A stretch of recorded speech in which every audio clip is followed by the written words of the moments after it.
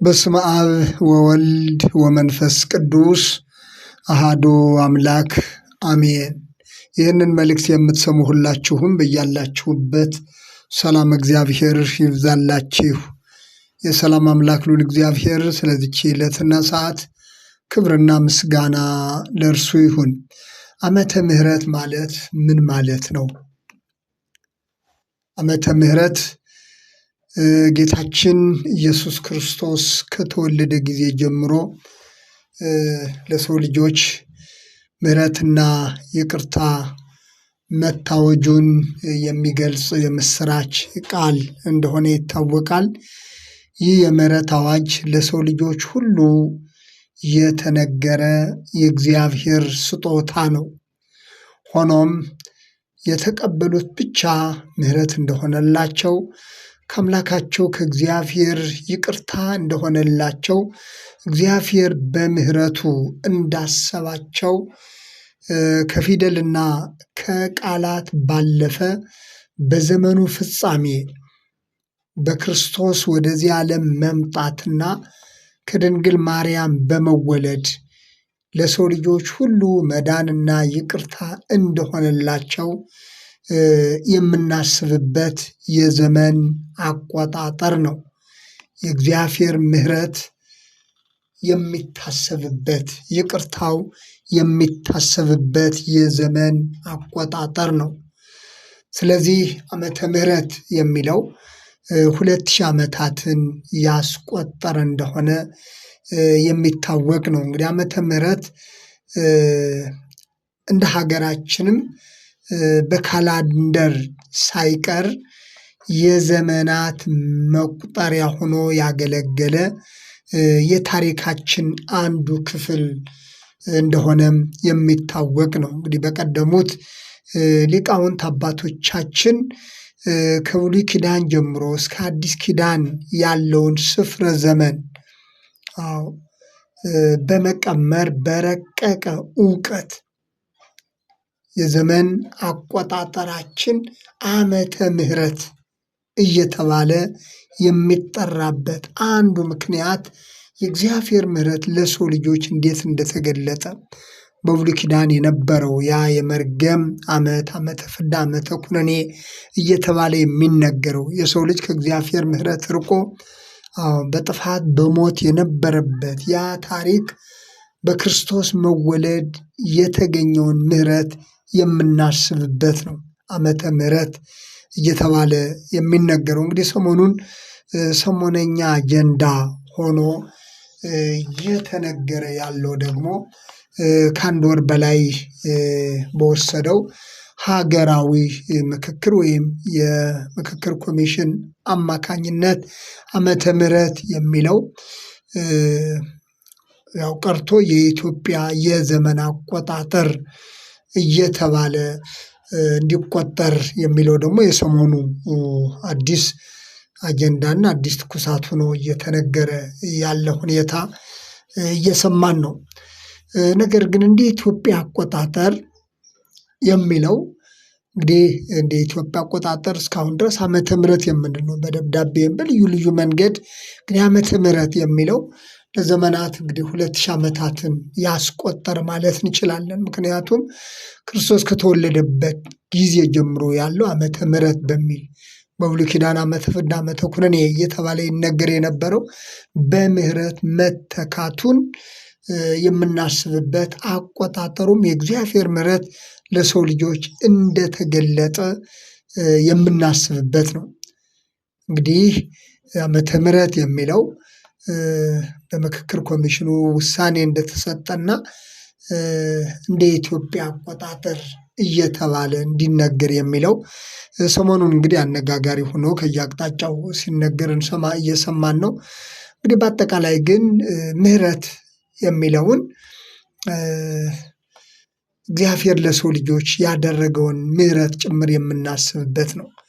ምሕረት ማለት ይቅርታ ለሰው ልጆች እንደተደረገ የሰው ልጅ በራሱ ማግኘት የማይችለውን ምሕረትና ይቅርታ በራሱ ጥረት በራሱ ችሎታ የማያገኘውን ምሕረት እግዚአብሔር ለሰው ልጆች ምሕረቱን በልጁ በኢየሱስ ክርስቶስ በኩል እንዳዘጋጀ በተለይ ክርስቲያን የሆነ ደግሞ ይህ ምሕረት ለሰው ልጆች ሁሉ የታወጀ ለሰው ልጆች ሁሉ የተነገረ የምስራች የምሕረት ቃል ሲሆን ለክርስቲያኖች ደግሞ የተለየ ስፍራ እንዳለው የሚታወቅ ነው። ክርስቲያን የሆነ በየትኛውም በተለያየ በእምነት ልዩነት የተለያየ የእምነት አቋም ሊኖር ይችላል። ነገር ግን ክርስቲያን የሆነ ሁሉ ግን የሚቀበለው አንድ እውነት ቢኖር በክርስቶስ ለሰው ልጆች ምሕረት እንደታወጀ ነው።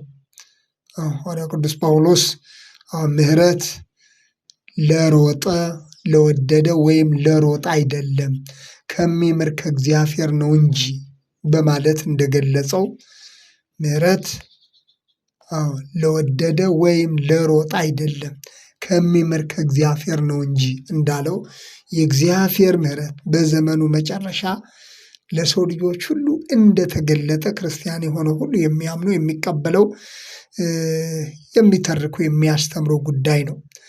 በሌላኛው መልእክቱ ደግሞ የዘመኑ ፍጻሜ በደረሰ ጊዜ በማለት በዘመኑ ፍጻሜ እግዚአብሔር የተስፋውን ቃል ጠብቆ በሞት በጥፋት በፍዳ በኩነኔ ከእግዚአብሔር ርቆ ለነበረው የሰው ልጅ ምሕረቱን እንዴት እንደገለጠለት ተጽፏል። ስለዚህ ምሕረትና ይቅርታ ለሰው ልጆች እንደተገለጠ የምናስብበት ነው። እንግዲህ ዓመተ ምሕረት ማለት የእግዚአብሔርን ምሕረትና ርኅራኄውን ይቅርታውን የሰው ልጅ ጠላት እያለ የእግዚአብሔር ጠላት የነበረውን በራሱ ፍቅር በራሱ ምሕረት ወደ ራሱ እንዳቀረበ በእርሱ በኩል መታረቅ፣ ምሕረት፣ ሰላም፣ መዳን እንደሆነልን የምናስብበት ነው ዓመተ ምሕረት የምንለው። የእግዚአብሔር ምሕረትና ይቅርታው ደግሞ ለሰው ልጆች ሰላም ጭምር መዳን ሁሉ የተገኘበት ነው ዓመተ ምሕረት እያልን የምንጠራው። እንዲያውም በሌላ ቦታ ላይ የጌታ ዓመት ተብሎም ተነግሯል። በተለይ በሉቃስ ወንጌል ላይ እንደተነገረው የጌታ ዓመት ከጌታ ዘንድ የሆነ ምሕረት ከጌታ ዘንድ የሆነ እርቅ ሰላም እንደሆነልን እንግዲህ እንደሚታወቀው ዛሬም ድረስ የሰው ልጅ ሰላም እንደ ሰማይ እርቆበት ሁልጊዜ ሰላምን ናፋቂ ሆኖ የምናየው ከእግዚአብሔር ዘንድ የሆነውን ምሕረትና ይቅርታ ከመቀበል ይልቅ የሰው ልጅ በራሱ መንገድ በጥላቻ በክፋት በተንኮል የሚመላለስ ሆኖ ከመገኘቱ የተነሳ የጌታ ዓመት ተብሎ ምሕረት ይቅርታ የሰው ልጅ ከጥላቻ ከክፋት ነፃ የወጣበትን ምሕረት የታወጀበትን እውነት በመተው በመግፋት በራሱ ጥላቻና በራሱ ክፋት ስለተያዘ ዕለት ዕለት የምንናፍቀው ሰላም ሳይቀር ሁልጊዜም ከሰው ልጆች ርቆ እናያለን። ምክንያቱም ምሕረት ከእርሱ ዘንድ ነውና ከእርሱ ዘንድ የሆነውን ምሕረት ከመግፋታችን የተነሳ ነው። ስለዚህ ዓመተ ምሕረት ብቻ ሳይሆን የጌታ ዓመት ተብሎም ተጽፏል። የጌታ ዓመት ደግሞ የታሰሩ የሚፈቱበት፣ ዕውሮች የሚያዩበት፣ የተጠቁ ነፃ የሚወጡበት ተብሎ በሉቃስ ወንጌል የተጻፈ ቃል። እንዲያውም የተወደደች የጌታ ዓመት ነው የተባለው። የተወደደች የጌታ ዓመት። ይቺ የተወደደች የጌታ ዓመት ለሰው ልጆች ምሕረትና ይቅርታ የታወጀባት ዓመተ ምሕረት የምንላት ዓመት ናት። ስለዚህ ሰዎች ምንም የተለያየ የራሳቸው እምነት የራሳቸው የሆነ አቆጣጠር ሊኖራቸው ይችላል። ይህ ዓመተ ምሕረት የሚለው ግን የሰው ልጅ ባይቀበለው እንኳን ሰው ለሰው ልጆች ሁሉ ያዘጋጀውና የሰጠው ምሕረት የሚነገርበት ነው። ስለዚህ በጥላቻ በክፋት የተያዘው የሰው ልጅ አእምሮ ግን ዛሬም ድረስ ምሕረት ይቅርታ የሚለውን ነገር ለመቀበል ምን ያህል እንደሚቸገር የሚታወቅ ነው። ያ ባይሆን ኑሮ ዛሬም ድረስ የሰው ልጅ እርስ በርሱ በጥላቻ በክፋት በልዩ ልዩ ነገር ታስሮና በልዩ ልዩ የክፋት መንገድ እየተጓዘ እርስ በርሱ በየጊዜው የሚጠላለፍ ባልሆነም ነበር። ስለዚህ አሁን ይሄ ዓመተ ምህረት የሚለው በተለይ እንደ ሀገራችን ዘመናትን ያስቆጠረው የሀገራችን ታሪክ ይበልጥ ጎልቶ የሚታይበት ከአቆጣጠርም ከበዓላት ከአጽዋማት ከምንላቸው ሁሉ ሀገርን ጭምር እንደ ምሰሶ አቁሟት የነበረ ታሪክ እንደሆነ የሚታወቅ ነው። ስለዚህ ይህ ወቅታዊ የሆነ ዓመተ ምህረት የሚለው ተቀይሮ እንደ ኢትዮጵያ አቆጣጠር መባል አለበት እየተባለ የሚነገረው ይህ ምህረትና ይቅርታ ማንን እንደጎዳው ወይም ደግሞ ማንን እንደሚጎዳ አይታወቅም። ምክንያቱም ምህረት ለሰው ልጆች ነው። የሰው ልጅ ይህንን ምህረት ይህንን ይቅርታ ባይቀበልም ፈቃደኛ ባይሆንም በዚህ የእግዚአብሔር ምህረትና በዚህ የእግዚአብሔር ይቅርታ በታወጀበት ዓመተ ምህረት እየተባለ በሚነገረው በዚህ አቆጣጠር ማንንም የሚጎዳው እንዳልሆነ የሚታወቅ ነው። ስለዚህ ወቅታዊና ሰሞነኛ አጀንዳ ሆኖ ይህ ደግሞ እንግዲህ ከየአቅጣጫው ሲነገር እየተሰማ ነውና ስለዚህ ከምንም ይሁን ምን ይህ የምህረት ቃል ይህ የምህረት አዋጅ የተነገረበት በዘመኑ ፍጻሜ ክርስቶስ ወደ ምድር መጥቶ ለሰው ልጆች ምህረትና ይቅርታን የገለጠበት የእግዚአብሔር ምህረት የእግዚአብሔር ማዳን የእግዚአብሔር ሰላም የእግዚአብሔር ይቅርታ የተገለጠበት ዘመን ስለሆነ ነው። እንግዲህ እንደ ቤተክርስቲያን ዓመተ ምህረት እየተባለ የሚነገረው እንደ ሀገራችንም ደግሞ ይህ አቆጣጠር ለዘመናት አገልግሎት ላይ ውሎ የዚህ ምንጭ የሆኑ አባቶችም ሊመሰገኑበት የሚገባ ታሪክ እንደሆነ ይታወቃል።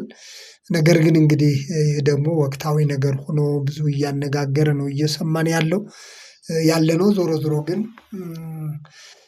ይህ ዓመተ ምህረት የሚለው ምህረት ለሰው ልጆች የታወጀበት እንጂ የተለየ አሉታዊ የሆነ ችግር ያለበት ተጽዕኖ እንዳልሆነ መታወቅ አለበት። ምህረት ደግሞ አይደለም ለሰው ልጅ ለፍጥረት ሁሉ ያስፈልጋል። ስለዚህ እግዚአብሔር ምህረቱን በዚህ በኩል እንደገለጠ ቤተክርስቲያን ታስባለች። ክርስቲያን የሆነ ሁሉ ከንግግር ከቃላት ባለፈ የእግዚአብሔር ምህረት የተገለጠበት መንገድ መሆኑን በማሰብ በየትኛውም ዓለም ይህ ምህረት ይታወጃል። እንደ ሀገራችን ደግሞ ዓመተ ምህረት የሚለው የዘመን አቆጣጠራችን ቢሆን በሌላ መንገድ እንዲሁም አዲስ ዓመትም እየተባለ ይነገራል። ዓመተ ምህረት የሚለውን አንዱ አዲስ ዓመት ምክንያቱም ያረጀው ሐዋርያው እንደተናገረው ያ ውራጅ የሆነው አልፏል ነው የሚለው። ውራጅ የሆነው ሊያልፍ ቀርበዋልና በብሉይ ኪዳን የነበረው ውራጅ የሆነ መርገም ሞት ሰውና እግዚአብሔር ተለያይቶና ተራርቆ የነበሩበት ዘመን አክትሞ ምህረት ለሰው ልጆች አዲስ ነገር ለሰው ልጆች መነገሩን የምናስብበት የምናስተምርበት ጭምር ነውና ይህ እንደ አዲስ ሆኖ ወቅታዊ አጀንዳ ሆኖ የቀረበው እንግዲህ በተለየ መልኩ ምን ያህል ለሀገር ለሕዝብ ጠቀሜታው እስከምንድን ነው የሚለውን ያው በቀጣይ የምናየው ሆኖ ነገር ግን ዓመተ ምህረት የሚለው አጠቃላይ ይዘቱ ባጭሩ ይህንን ይመስላል። የምህረት አምላክ የይቅርታ ባለቤት ልዑል እግዚአብሔር ስለነበረን ጊዜ ምስጋና ለእርሱ ይሁን።